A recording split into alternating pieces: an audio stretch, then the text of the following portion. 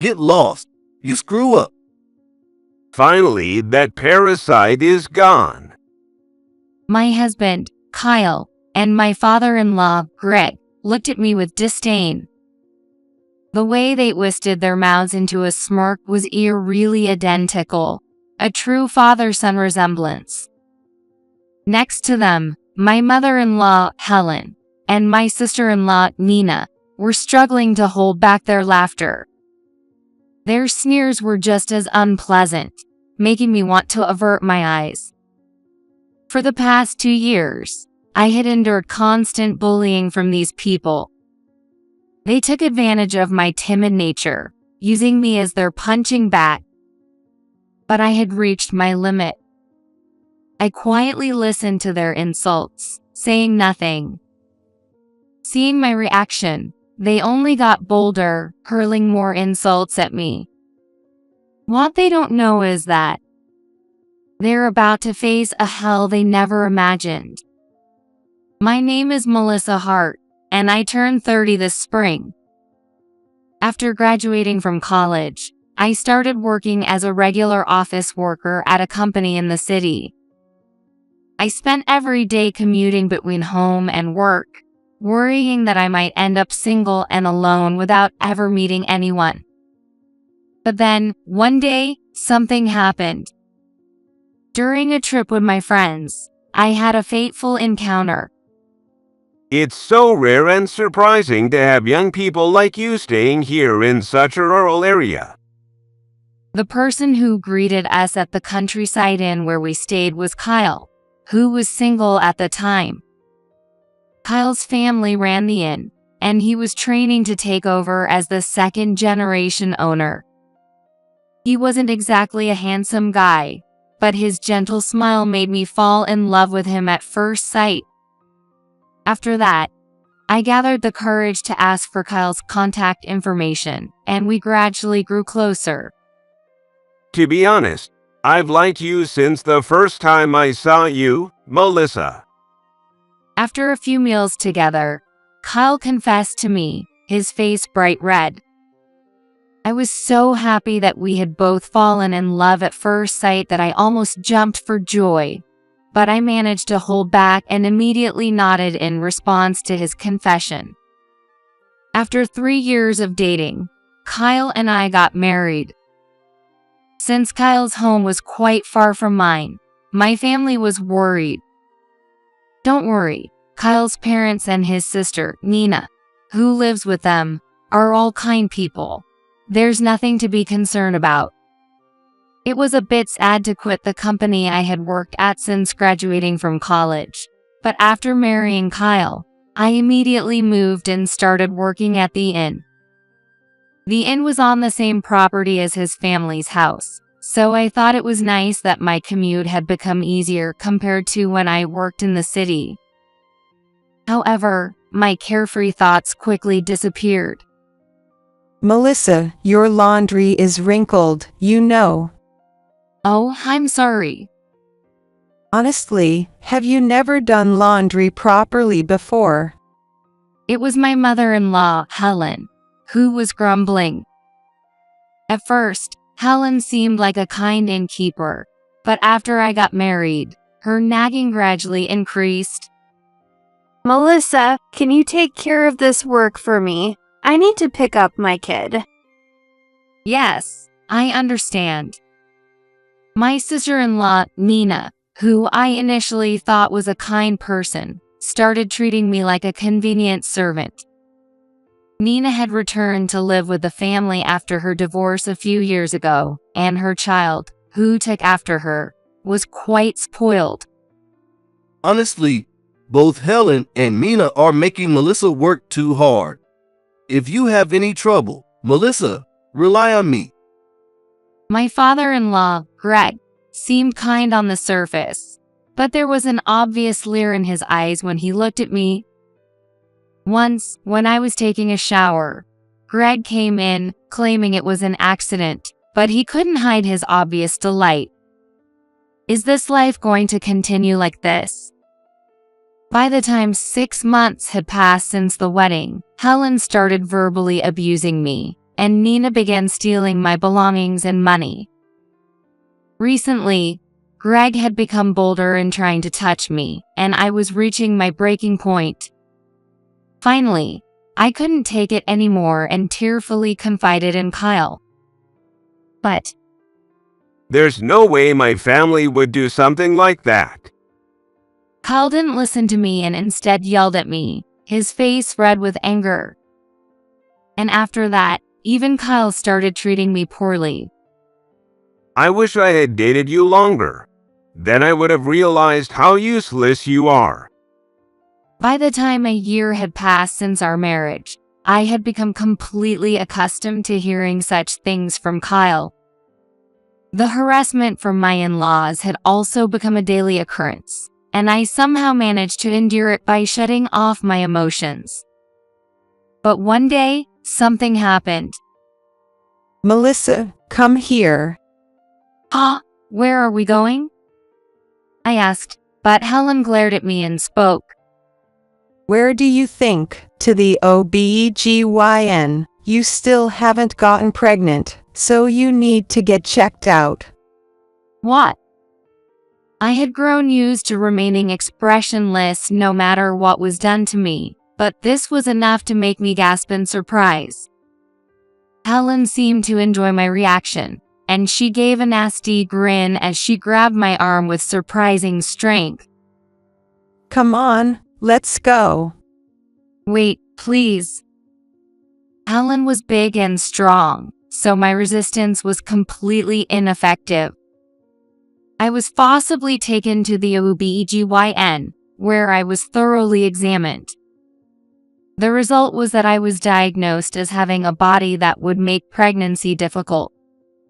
According to the doctor, this condition wasn't uncommon, and it didn't mean I couldn't get pregnant at all. However, as soon as Helen heard the diagnosis, she said, "I knew it," and started berating me. When we got home, Helen spread the news to Nina and Greg that I couldn't get pregnant. Before I had a chance to correct them and say I was only having difficulty, my in-laws began hurling insults at me. If I had known we were getting such a useless daughter-in-law, I wouldn't have let Kyle marry you. That's right. The only reason I defended you was because I thought you'd give birth to the next heir of the inn. But now that you're useless, there's no need to defend you. At least be useful as labor around here. Or better yet, shouldn't you just get divorced already? We don't need someone incompetent working for us. The harsh words kept coming, and I couldn't even cry. I just had to take it. My marriage was a complete failure. Kyle's words were the most piercing of all. There was no one here to help me. That was the moment I realized it. Even so, I still wanted to have a child with Kyle since we were married. Maybe if I had a child, my in-laws would treat me better. With that small hope in mind, I decided to talk to Kyle one day. Kyle, I need to talk to you. Huh? What is it? Kyle was sitting in his usual spot in the living room, reading a magazine, and didn't even bother to look at me. Lately, he either ignored me or gave me a blunt response whenever I tried to talk to him. But I didn't let that stop me. I want to try fertility treatment. It might help us have the child everyone wanted. I was about to continue, explaining that, but my words were cut off by Kyle's angry outburst. What? We don't have money for that. Before I knew it, Kyle had thrown the magazine he was reading at me. I was so shocked by the suddenness of it all that I just stood there in a daze. It's your fault for not having a normal body that can get pregnant. If you really want the treatment, pay for it yourself. But I don't have any money. The truth is, shortly after I married Kyle, Helen took my bank card. She said it was to prevent me from wasting money, but I think she just didn't like the idea of me spending money freely. I never gave her the PIN, so at least she can't use it without my permission. And since I started working at this inn, I've never received a paycheck. Because of this, I don't have any money of my own. Wait, I know. I'm going to start working. Huh? Recently, Helen said that finances were tight. If I get a job outside the family business, I can contribute to the household income. Although our inn isn't struggling that much, my in-laws have a habit of spending money recklessly. Because of that, our household finances are always on the edge. I thought this was a great idea. But apparently, it was just another thing to make Kyle angry. You're known in the community as the wife of this inn. If people see you working outside, they'll think the inn is in trouble. Can't you even realize that much? But how else can I earn money? That's none of my business. With that, Kyle walked away, leaving me standing there, unable to work outside or get fertility treatment. What am I supposed to do? All I was left with was a sense of overwhelming despair.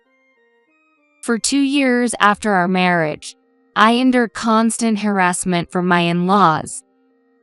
Lately, they don't even call me by my name.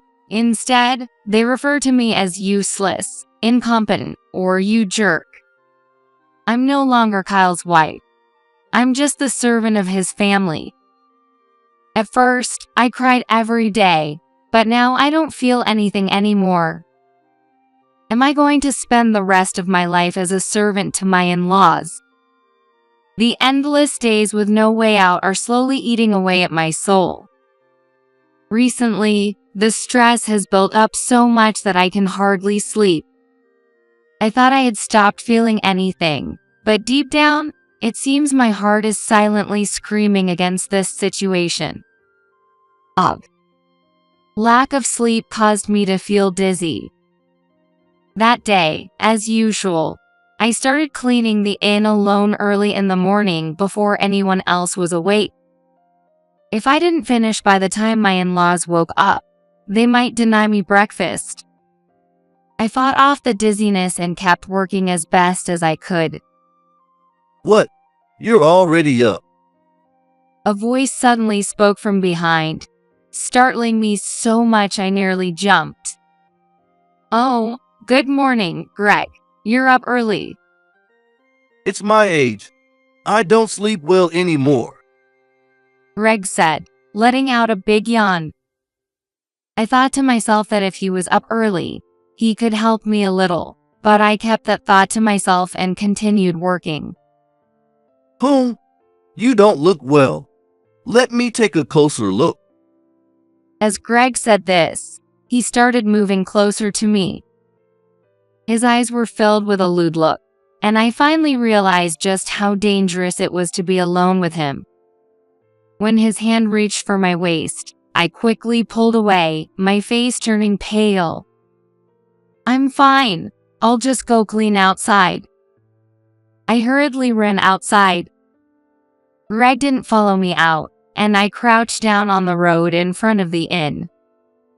I can't take this anymore. As I muttered those words, tears began to pour from my eyes. It seemed my heart had finally reached its limit. I reached into my pocket for my phone and called my father. I knew he would be awake because he had a habit of going for a walk early in the morning, so even in my confusion, I instinctively called him. Melissa, what's wrong? As I expected, my father answered immediately, and I explained everything through my tears. I want a divorce. I want to come home. My father listened quietly, then spoke in a gentle voice. I understand. I'll come get you right away. Just wait a little. I won't forgive anyone who made my precious daughter suffer like this. His voice was kind, but he couldn't hide the anger he felt toward my in-laws. After that, I prepared divorce papers. After filling them out, I confronted Kyle and his family with the signed documents. Oh, really? I thought Kyle would yell at me, but instead, he quickly signed the papers and handed them back to me. Surprised, I took them, and Kyle, with a twisted expression, said, I was planning to divorce you soon anyway, since you can't have kids and can't even do the ins work properly. You saved me the trouble. Right, everyone? Kyle turned to his family as he said this. That's right. We don't have the luxury to support someone so useless. Yeah, totally. She's been completely useless. At least before, she had some money, so there was some value in keeping her around, but lately she's been broke. Seriously, such a waste. Exactly. If only you had given me the PIN for that bank card I'm holding onto. Helen and Nina smiled at me with identical nasty grins. Greg, who seemed to have had his pride wounded when I rejected him earlier, nodded in agreement with Kyle and added, Kyle's right. Useless trash like you should just disappear. Kyle let out a snort of laughter at Greg's words. Well said, Dad. This feels so good. Finally, the parasite is leaving. The moment I saw Kyle's twisted face, nausea welled up inside me. Why did I ever fall in love with someone so despicable? Was my judgment that poor? In the past, I would have remained emotionless even when faced with insults. But now, I could feel my emotions coming back. Seeing the twisted faces of my in-laws, a wave of anger surged within me. A few hours after I called my father, he contacted me to say he had arrived at the inn, and I sighed in relief. My mom is getting everything ready for me back home, so it's just my dad and my brother who are coming to pick me up. I gather the few belongings I have left and head for the front door. Over the past 2 years, most of my possessions were either stolen by Nina or thrown away by Helen, so I don't have much to pack. Well, I'm leaving now. Wait a minute. I'm not satisfied until I give your family a piece of my mind. We're coming with you. My in-laws grinned as they followed me out. But the moment we stepped outside, their smug smiles froze. What the hell is this luxury car doing here? Kyle's words surprised me too. Parked in front of the inn was a high-end car, one that even I, who knows nothing about cars, could recognize. My family doesn't own anything like this. I looked around, wondering if it belonged to someone else, when my father stepped out of the driver's seat. I'm here to pick you up, Melissa. Dad, what's with this car? Before my father could answer, the back door opened, and a large figure emerged. When the person saw Kyle standing behind me, he narrowed his eyes and spoke. It's been a while, Kyle. You said Kyle. Are you Melissa's brother? Kyle, looking a bit pale, pointed at my brother. Yes, this imposing man was my brother, Luke. When I saw you at the wedding, you had a normal body, right? Kyle's shock was understandable. Just before I got married, Luke casually attended a professional wrestling match and got hooked. He was in college at the time, but he ended up begging our parents on his knees to let him pursue a career as a professional wrestler, working part-time jobs while training to go pro. For the 2 years Kyle hadn't seen him, Luke had been relentlessly building his body. The result was a muscular powerhouse that left Kyle and my in-laws visibly shaken. I had seen updates on Luke's transformation through his social media, so I wasn't too surprised. But seeing him in person, the sheer force of his presence was intimidating. Even I, knowing about his transformation, was taken aback. So my in-laws must have been even more shocked. I've heard everything from Dad.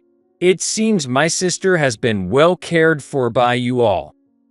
Luke said, glaring sharply at my in-laws. It wasn't just his body that had changed over the past 2 years. His demeanor had shifted too. Luke used to have a gentle face, but the look he gave my in-laws was as sharp as a blade, piercing through them. His face radiated barely contained anger. Kyle, standing before Luke, looked ready to bolt at any moment. Now a man with such an impressive build, Luke was once a little boy who constantly clung to me. He was weak as a child and often got sick, missing school frequently. I wish I could go outside and play, He'd say, half crying in bed, and I would sit beside him, reading picture books or watching TV together to keep him company. Melissa, read this one next. Even with a fever, Luke would smile and hand me a picture book. While gently patting his head, I would read to him until he fell asleep. I doted on Luke, who is 5 years younger than me, and it seems that's made him a bit overly attached to his sister. I remember when I was in high school, and I was crying my eyes out after my boyfriend dumped me. Luke got so angry that he almost stormed over to his house. By that time, he was no longer weak and had grown taller than me, so it was tough to hold him back. Even after I got married, he was still overly attached to me, and now he stood in front of my in-laws, exuding an intimidating presence. Luke, you've really grown. You came to pick up your sister, right? Melissa, go ahead and get in the car. Kyle, drenched in cold sweat, spoke to me in a gentle tone. It had been years since I heard him talk to me like that, and I couldn't help but feel both surprised and disgusted at how quickly he changed his attitude in front of someone he couldn't beat. Luke seemed to feel the same as he stepped forward, closing the gap with Kyle. But first, you need to make amends for what you did to my sister. Make amends? What are you talking about? Kyle was sweating profusely, to the point where it looked like he might pass out from dehydration. He couldn't meet Luke's intimidating gaze and kept darting his eyes around. Just so you know, if you try to lay a hand on me, I'll call the cops immediately. Ha, why would I hit you? If I did, your bones would break. I'm not so twisted that I'd hit someone as weak as you. Kyle's face briefly showed anger at being called weak. His unnecessary pride had been wounded. But faced with a muscular, grown man, he couldn't say anything back and just bit his lip. Seeing Kyle like this, Luke looked exasperated and turned to my father, who was still in the car. Dad, bring out Chris. All right, will do. My father got out of the driver's seat and opened the passenger door. When the person inside stepped out, my in-laws gasped in shock. Chris, the branch manager, what are you doing here? They weren't the only ones surprised. Chris, what's going on? Hey, Melissa, it's been a while. Oh, and by the way, this car is mine. I splurged a little. Waving at me with a smile was my uncle, Chris, on my father's side. But Chris was supposed to be working at a bank branch overseas. He was too busy to attend my wedding, so he only sent a gift and couldn't come back to the US. Since then, we'd only exchanged messages. As I stood there, Confused about why he was here, my father, who had gotten out of the car with Chris, explained the situation. Actually, Chris returned to the U.S. a few days ago. His overseas assignment ended, and he's been reassigned to a bank here in the U.S. And as it happens, his new assignment is at a bank in the same region where Melissa lives. He was just about to contact you when I told him about the divorce, so he decided to come along. Chris nodded as my father explained, then turned his smiling gaze toward my in-laws. I was introduced as the new branch manager, so I made a brief appearance at the bank here. During that time, I made sure to greet the clients who had taken out loans. I didn't realize one of those clients was my niece's in-laws. I couldn't attend the wedding, and Melissa didn't tell me much about her in-laws. Plus, my schedule was so tight that our introductions were pretty rushed. So that's what happened. Wait, hold on, loans? This inn has a bank loan? I didn't know that. I looked at Kyle, and he avoided my gaze, looking uncomfortable. Well, things have been a little tough lately. I see. He went to the bank for a loan without telling me anything. Now that I think about it, it's true that the number of guests had been declining recently. But even so, my in-laws didn't change their lifestyle at all, and they didn't seem to be taking any measures to address the situation. I couldn't help but be amazed at how they just idled away while the business was struggling. No way. I can't believe the branch manager is her relative. Greg muttered, his face pale. Next to him, Helen and Nina were also turning white, as they remembered all the harassment they had subjected me to. Perhaps they were regretting their actions now. They suddenly put on the kind of friendly smiles they usually reserved for customers and started speaking to me. We had no idea your uncle was such an important person. Melissa, you should have told us sooner. Really? We're practically family, so why didn't you say anything? Helen reached out to me with a friendly gesture, as if trying to appear close to me in front of Chris. But I dodged her hand.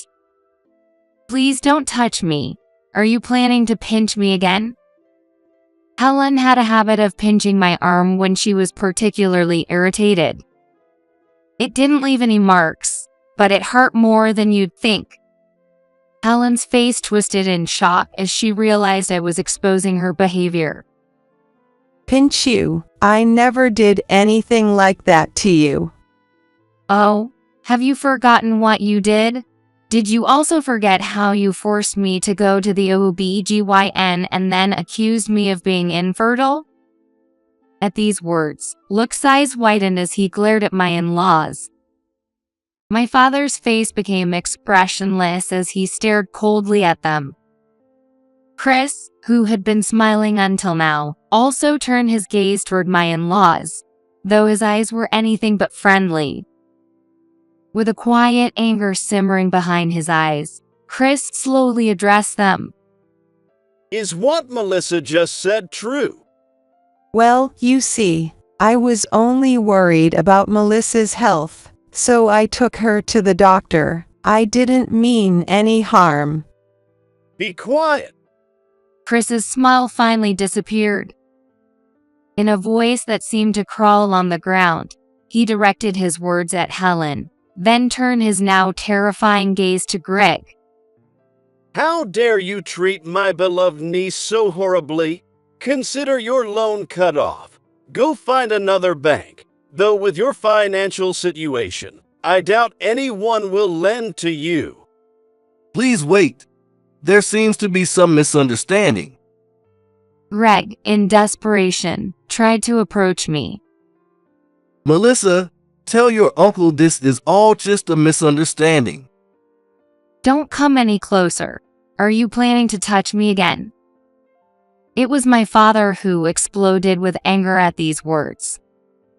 What have you done to my precious daughter? My father's face turned red with fury, and his booming voice echoed all around. The fierce look on his face made Greg yelp in fear. Dad, stop. If we lay a hand on them, it'll only cause us trouble. I get it though. If I could, I'd love to beat them until their faces are unrecognizable. Look's harsh words made my in-laws tremble uncontrollably. If we stay here any longer, someone's going to get hurt. I decided it was time to bring this to a close, so I stepped in front of my in-laws. Taking out my phone, I opened the recording app and played back the various insults they had hurled at me. With this recording, I'm going to sue you. What? Why are you so surprised? Did you really think I would just walk away quietly after the divorce? For the past 2 years, I had quietly endured their abuse. But I always held on to a small hope that I might one day leave this place. With that in mind, I had installed a recording app on my phone and secretly recorded their insults toward me. Well done, Melissa. I'll help you find a top-notch lawyer.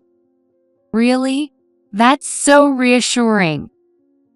Just then, I noticed that things were getting a bit noisy outside the inn. Looking around, I saw that the neighbors had gathered. They must have heard my father's earlier outburst. What's going on? Isn't that the wife from this inn? Seeing this as an opportunity, I raised my voice so that the neighbors could hear and addressed my in-laws. So, you tormented me for 2 whole years. You forced me to go to the OB/GYN, stole my belongings, and even touched me without my consent. I'm not your convenient little servant. I'm not some robot that doesn't feel anything when you call me useless or incompetent. I thought my tone was a bit melodramatic, but this way, the neighbors would understand just how awful my in-laws had been. What? The people from this inn bullied their daughter-in-law. That's just terrible.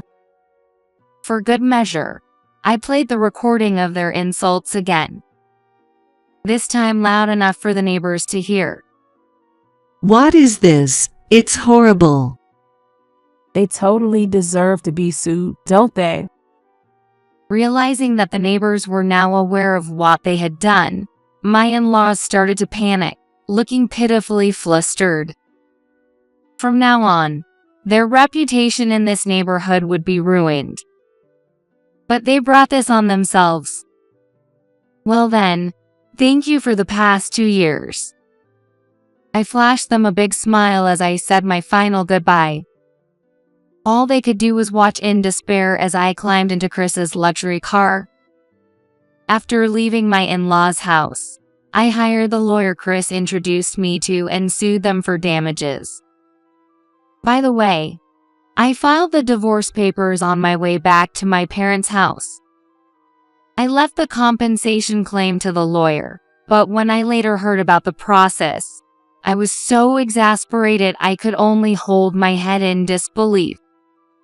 When the lawyer met with my in-laws to demand the compensation, they were apparently full of self-serving excuses. We don't have that kind of money. We absolutely won't pay. Exactly. We lost our loan because of that ex-wife. My in-laws yelled and screamed at the lawyer, but well then, shall we go to court?